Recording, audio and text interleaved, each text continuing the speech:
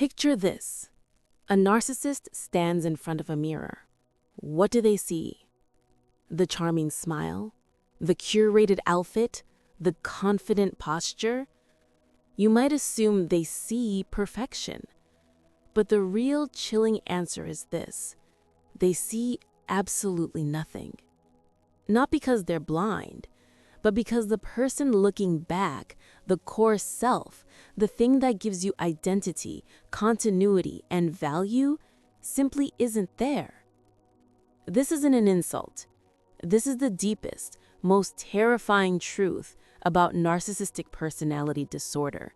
It is a condition born from a core wound, a lack of self.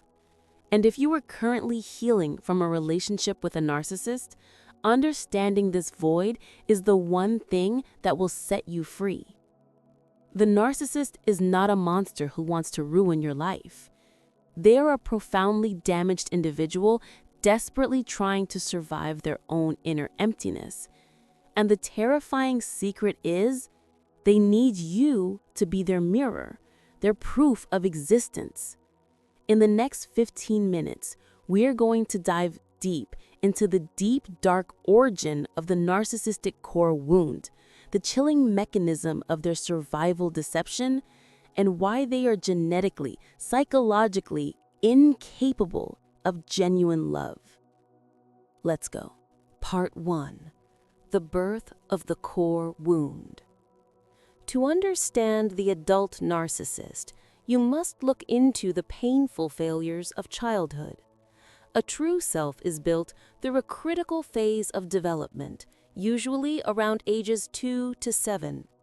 This is when a child needs two things: attunement and mirroring. Attunement means their primary caregiver sees and responds to their true emotional state. When the child is sad, the parent says, "I see you're sad." Mirroring means the parent reflects their worth. You are good, just as you are. For the future narcissist, this process failed catastrophically. Instead, they received conditional love. The parent either didn't see the child's true needs at all, neglect, or, more commonly, the parent only valued the child's performance. I love you when you get an A. You are only valuable when you are quiet and obedient. The child internalizes this devastating message: my true self is unlovable and unacceptable. This creates the core wound, an unconscious, gaping black hole where a genuine sense of self should reside. To survive this unbearable pain, the child does the only thing it can. It creates a magnificent, polished, and powerful false self. This false self is a perfect, impenetrable shield designed to elicit admiration, attention, and compliance, the only way they learned to get love. This false self is the only thing the narcissist knows.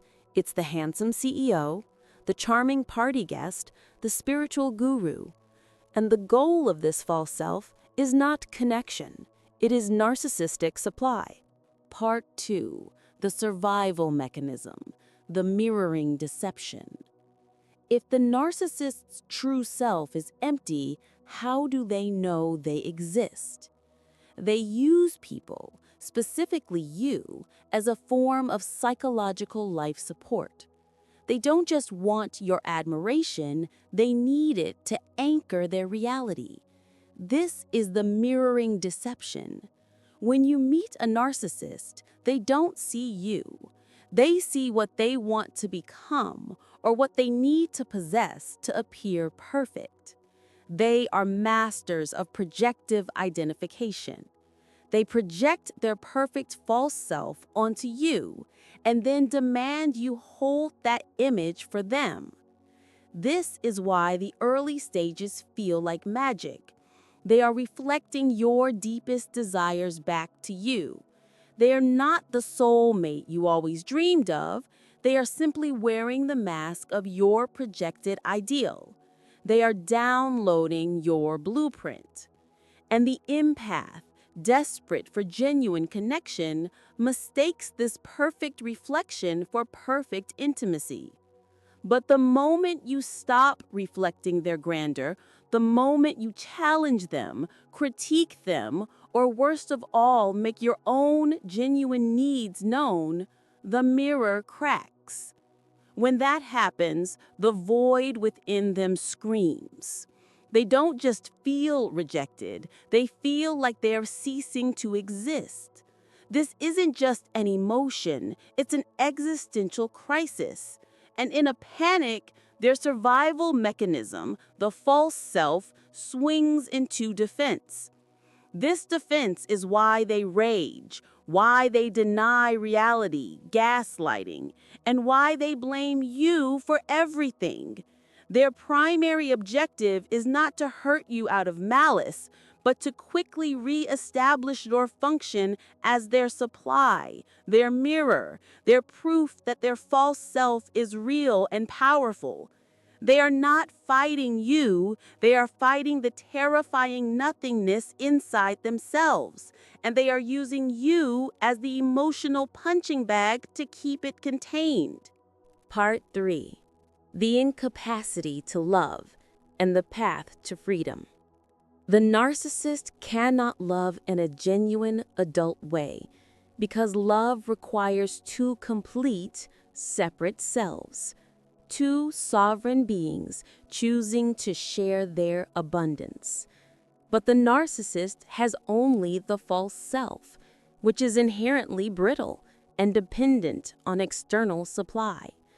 Their relationships are not about connection, they are about consumption.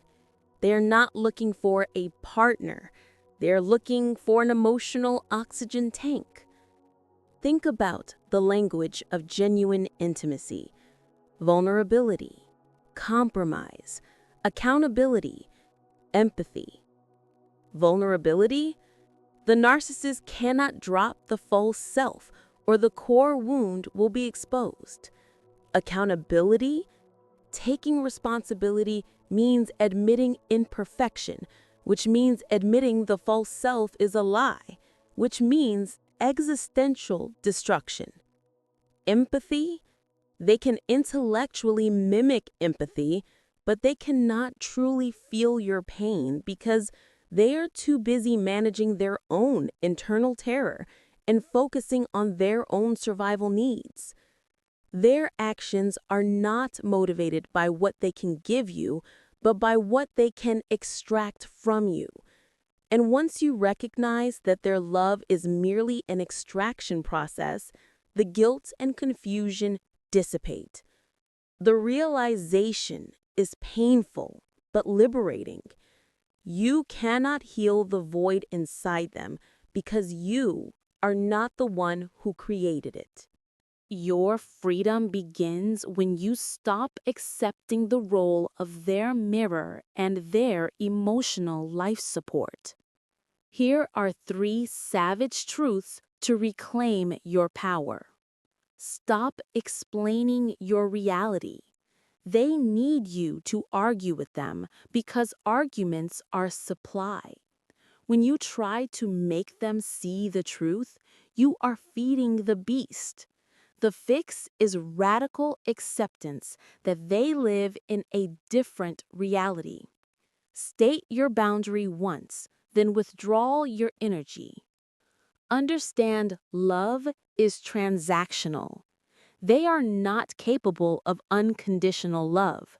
Every I love you is a hidden contract. I love you provided you keep being my mirror. When the transaction stops, their interest disappears. This realization is proof that their withdrawal is about their lack, not your lack of worth. Choose the void of solitude over the void of connection. The narcissist is terrified of their own emptiness. The moment you choose to walk away and face your own temporary solitude, you are modeling the psychological strength they never had. You are choosing your wholeness over their desperate neediness. The greatest gift you can give yourself is the dignity of being alone and complete. Your worth is not negotiable. Your sanity is not an offering you make to their insecurity. The narcissist looks into the mirror and sees a gaping, terrifying absence. But when you look into your own mirror, you must choose to see a complete, sovereign, and beautiful self. The self that is finally ready to walk away and reclaim its peace. If this message resonated with you, it's a sign that your own inner compass is pointing you toward freedom. I want you to leave a comment below and share the exact moment you realized your relationship was more about survival than love. Your story could be the catalyst that frees someone else. And if you want to continue this journey of psychological awareness, hit the subscribe button and turn on the notification bell. We're here to help you turn psychological pain into ultimate power.